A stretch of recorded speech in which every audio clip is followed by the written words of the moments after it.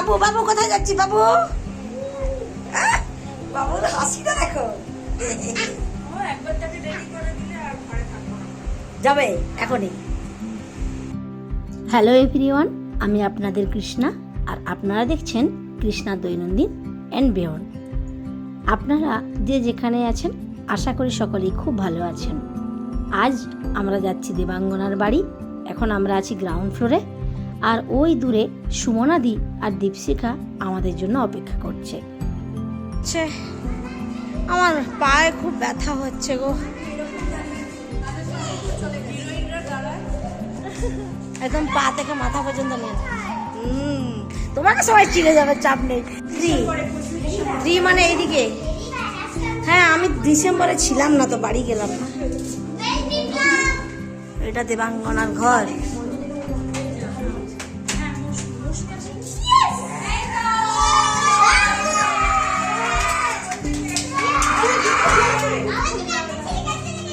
চলো চলো চলো, সুন্দর কেটে রেখেছে।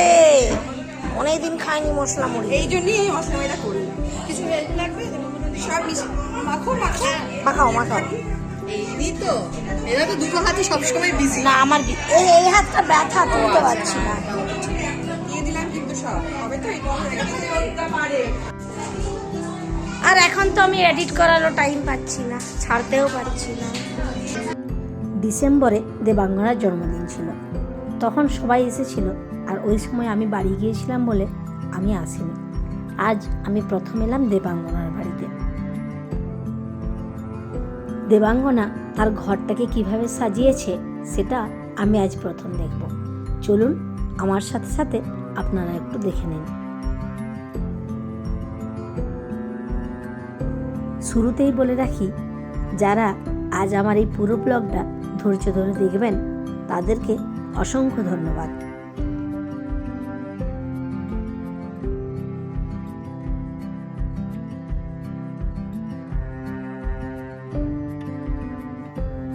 এই জায়গাটা হচ্ছে টিভি ক্যাবিনেট, আর এই নিচটাতে রেখেছে দেখুন খুব সুন্দর স্টোন দিয়ে, তার ভেতরে আবার লাইট, ওপরে একটা কাচের লেয়ার দিয়ে বানিয়েছে। এটা একটু অন্যরকম দেখলাম। আর এই দিকটাতে সোফায় বসে আছে সুমনাদি আর রত্রি, আর সোফার পাশেই সেন্টার টেবিলটাও খুব সুন্দর ডিজাইনটা।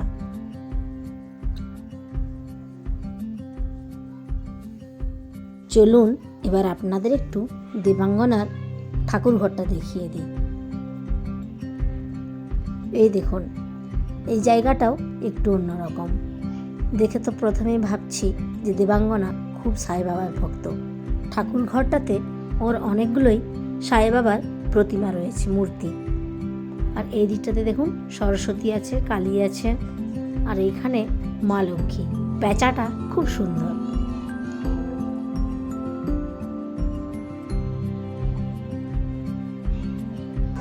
দেবাঙ্গনা কি প্রচুর সাই ঠাকুরের ভক্ত নাকি গো?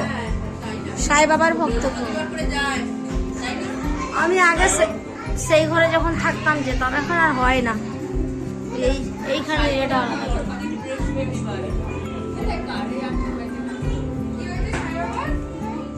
বলছি, তুমি খুব সাই বাবার ভক্ত না?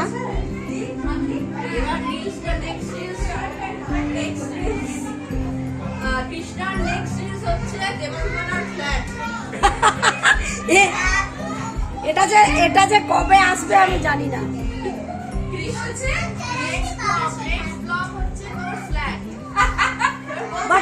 বাট এটা কবে আসবে আমি কনফার্ম নই।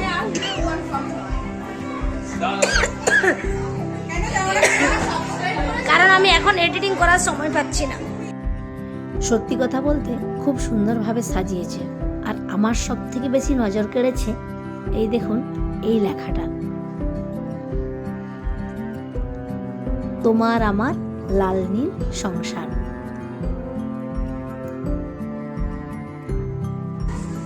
এই যে এখানে মুড়ি মাখা চলছে।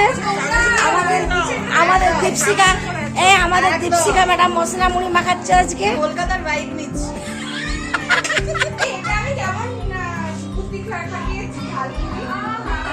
তোমার নামটা কি জানো?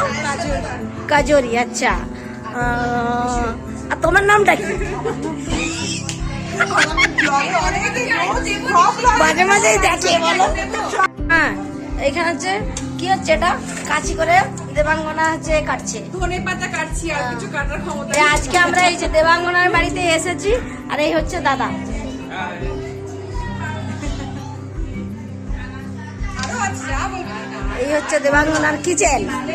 চলো কিচেনটা একবার দেখে নি। সবই আমার যেন বড় বড় লাগছে গো। আমার ঘরটা কেন তো ছোট লাগে? আমার কিচেনটাও যেন ছোট লাগে। এখানে সব বড় বড় ফিল হচ্ছে কেন?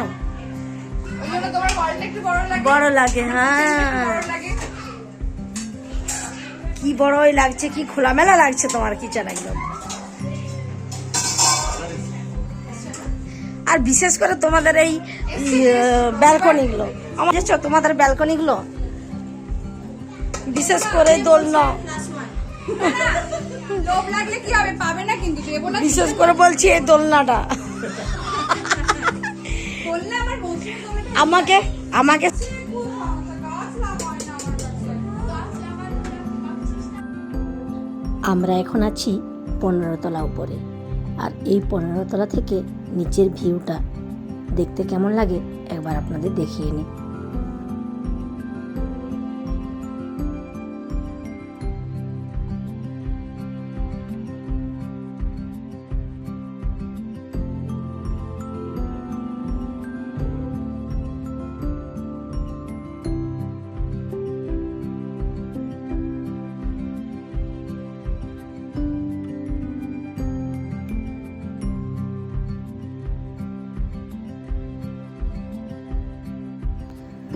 চলুন এবার একটু যাই মাস্টার বেডরুমে।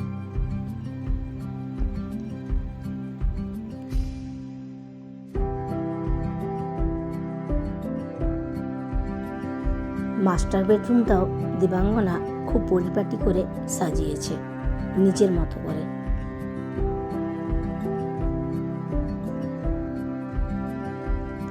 এইখানটাতে দাদা আর দেবাঙ্গনার একটা ছবি আছে, আর আমার বিশেষ নজর পড়েছে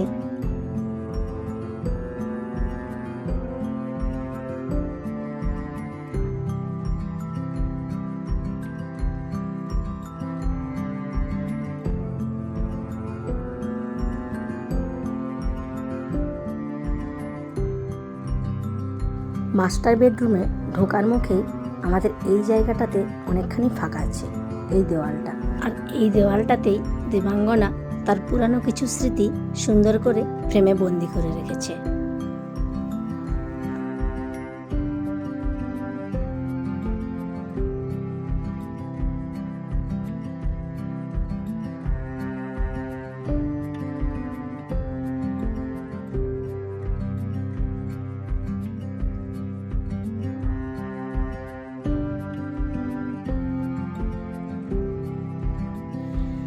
দেবাঙ্গনার একটি ছেলে, এই দেখুন ছেলেরও ছোটবেলার কিছু ছবি এখানে রাখা আছে। তো ছেলেটা এখন অনেকটাই বড়, চলুন আপনাদের দেখিয়ে নিই। এটা হচ্ছে কিডস বেডরুম, ছোট বেডরুম আর কি। আর এইখানে সব বাচ্চাগুলো মিলে হুটোপুটি শুরু করে দিয়েছে। এই যে এই হচ্ছে দেবাঙ্গনার ছেলে, এখন কত বড় হয়ে গেছে দেখুন।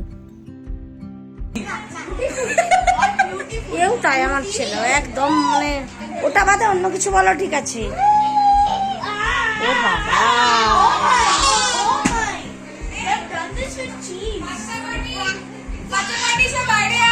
চলো বাইরে চলো, বাইরে চলো, বাইরে চলো, বাইরে চলো।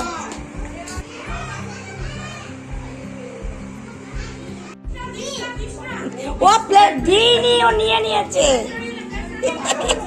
কত বিস্কিট খাচ্ছে দেখো।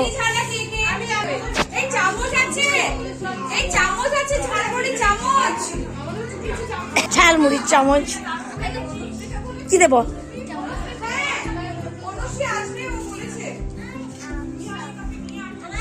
ও বাবা, এক একজন এক এক রকম খাচ্ছে।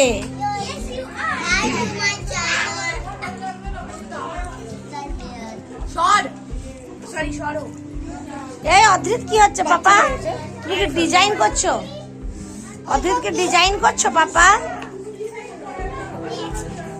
চলো জুস দেবা, জুস হ্যাঁ, Which name? এটা নেম কি? নেম বলো, এটার নেম বলো। এটা তোমার ভালো লেগেছে? আচ্ছা, নিয়ে আসবো তোমার জন্য।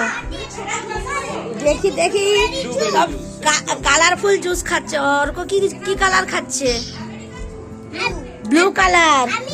আর Ahana blue, Mishti blue, Ananya blue, Adrit হচ্ছে অরেঞ্জ। চলো চলো। আহা, কি সুন্দর সব বসেছে দেখো। এ তুমি ফাঁকা করে দিলে? যা, রাখ রাখ না রে বাবা, মুড়ো অলরেডি ওখানে আছে। অনুষ্কা আর অদ্রিত খাইনি তো দুজনের প্লেট। তুই নিবি না, তাহলে বলবি না। মিক্স কর। সবাই একসাথে বসে এইরকম ভাবে ঝালমুড়ি খাওয়ার আনন্দটাই আলাদা। ঝালমুড়ি তো আছে, সাথে আছে চিপস, আরও অনেক রকমের স্ন্যাক্স। তার সাথে কেউ খাচ্ছে কোল্ড ড্রিঙ্কস, কেউ খাচ্ছে লিকার টি, কেউ খাচ্ছে মিল্ক টি, আর কেউ খাচ্ছে ফ্রুট জুস। যাই হোক, সব মিলিয়ে আজকের সন্ধেটা আজ সবাই খুব এনজয় করলাম।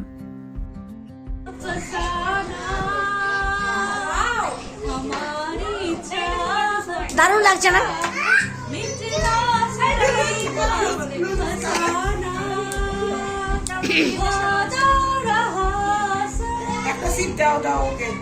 মথুরাপুরী প্রাচীনের তলে একদা ছিলেন সুপ্ত। নগরীর নীল নিভৃত পবনে। পরে আমাদের সাথে আরও যোগ দিয়েছিল অনুশ্রী আর নিহারিকা। বাদিকে দেখুন, ওরা এখন ঝালমুড়ি খাচ্ছে, কারণ ওরা অনেকটা দেরি করে এসেছিল। যাই হোক, সুমনাদির সুন্দর গান আর অত্রির মিষ্টি কবিতা সব কিছু মিলিয়ে আজকের সন্ধেটা খুব ভালো লাগলো। আমাদের একঘেয়েমি জীবনযাপনে মাঝখানে মাঝে মধ্যে যদি এরকম একটা সন্ধে পাওয়া যায়, খুব ভালো হয় বলুন। তো চলুন, আজকের সাথে আমি আমার ব্লগটা এখানেই শেষ করলাম। আবার আসবো একটা নতুন ব্লগ নিয়ে। ততক্ষণে সবাই ভালো থাকবেন, সুস্থ থাকবেন।